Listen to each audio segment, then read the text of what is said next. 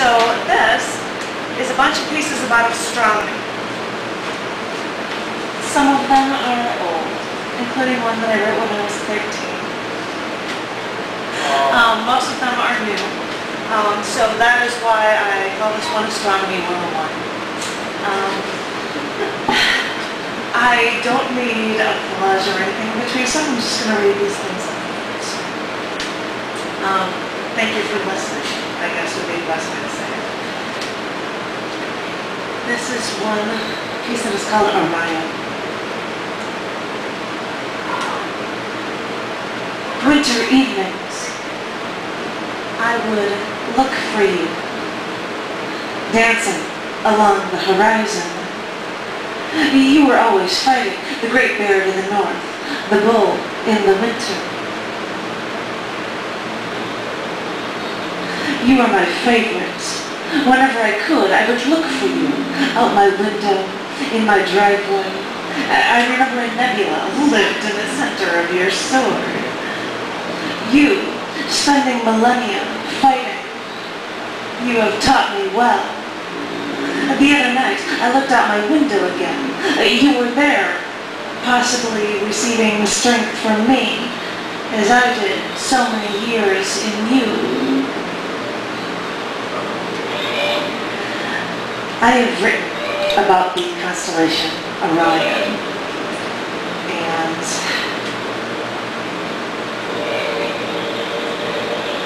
it occurred to me that when you see these stars and constellations in the night sky, they're not right next to each other. The closest star to our own is 100 light years away. I mean, there's an entire nebula representing one of the stars in the sword of Orion. If you moved away from our planet, the whole concept of constellations as we know it would be lost. Nothing in the universe would appear as we envision it in the night sky.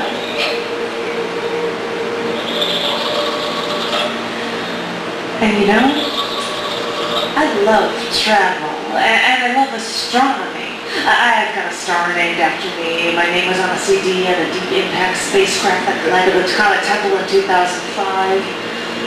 And I love outer space so much, but I don't think I'll actually ever go into outer space. And then it occurred to me, I have. Consider this, all radio signals are shot out into outer space, and they continue past our Earth. And I've been on WEFT, WZRD, WLUW, WSUM, WLS, even Q101. I wonder if my voice has traveled out far into outer space by now. And consider this, all television programs are shot out into outer space too. These signals get to people on Earth, but these signals continue to travel towards the ends of the universe. I've been on CBS News, interviewed about my artwork. I've had poetry videos on television stations in Nashville and Chicago. I even danced on canned TV. I wonder what other stars have seen my poetry by now. I wonder if anything out there can decode our signals and understand what we're trying to tell them.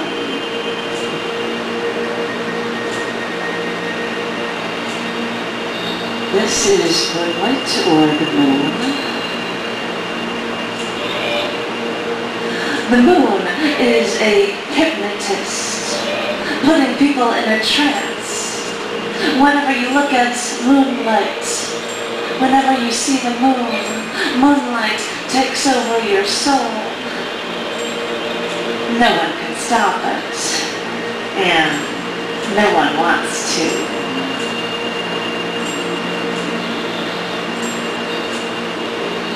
Scientists have come up with theories of guessing how this planet got a moon. And one is that it may have been formed out of a collision with a rogue planet that they call Orpheus. And that when the moon was first formed, it was much, much closer to the Earth than it is today. That it may have been only 14,000 miles away, and out of its current almost 240,000 mile distance.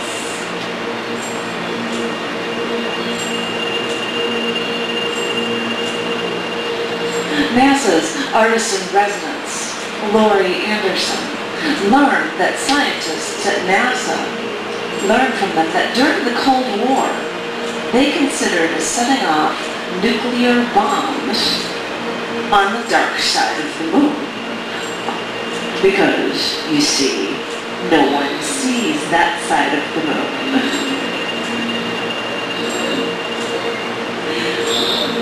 But astronomers now estimate that because of gravity's change, the moon every year is 1.5 miles farther away from Earth.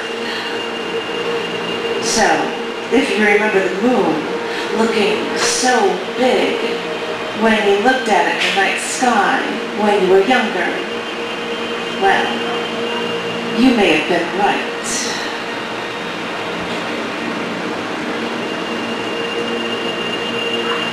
So I heard the NASA artist-in-residence talk about images that we would see from Hubble.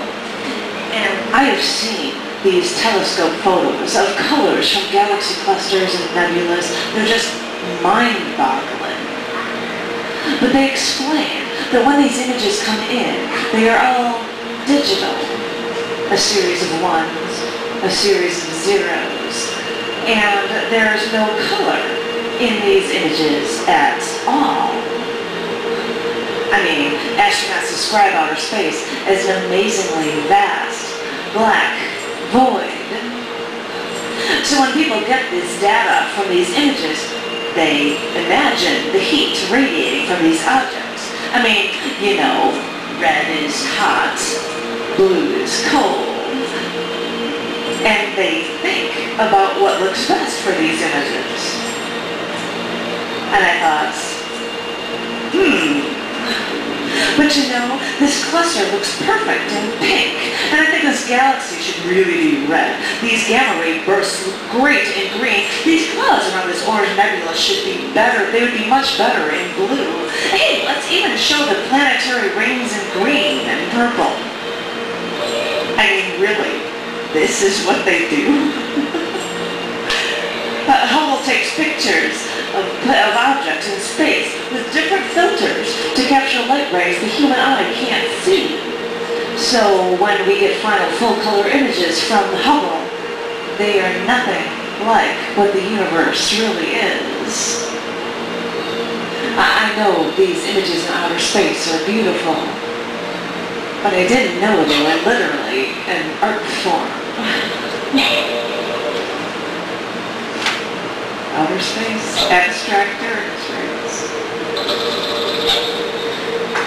Because I was going to do one more piece, thank you, Johnny. I was going to do one more piece for my husband, John, who is not here, because it talks about astronomy. And he's out of town, so I'm going to do this for him, and it is called... Actually, I'm going to go back. I don't like that. We're going to go back to that first one. How about we go back? It's not going to let me. Oh, I guess we're going to have the water for this whole piece. This is called 11 and 2 plus 8. Maybe I'm an observer, like an astronomer, looking out into the universe, trying to understand what makes everything, everything. Maybe I'm meant to be an astronomer, studying things colder than ice, far away. You know, Pluto is an aberrant ball of ice. I don't know. I always thought it was a planet. But then they told me, no, it's not. It's just a ball of ice from the Kuypers belt. But molecule by molecule, we originate from stars. And now I know we are all linked. Our bodies formed from stardust. But outer space is a violent place. Violent explosions create the stars, and our Earth has earthquakes, avalanches, volcanoes, tsunamis, typhoons. And in all this madness, somehow I found you.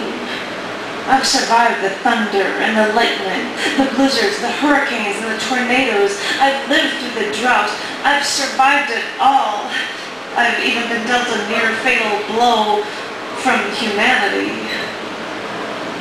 And with you, I have walked on the tops of glaciers, crouching down from the violent winds, looking down into the beginning of time.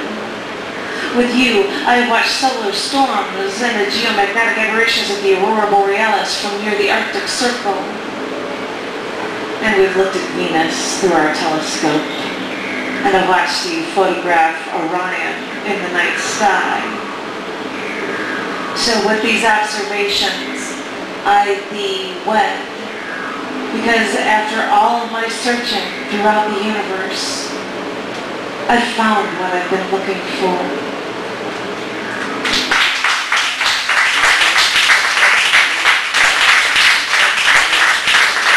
It says thank you on there. Thank you. Thank you very much.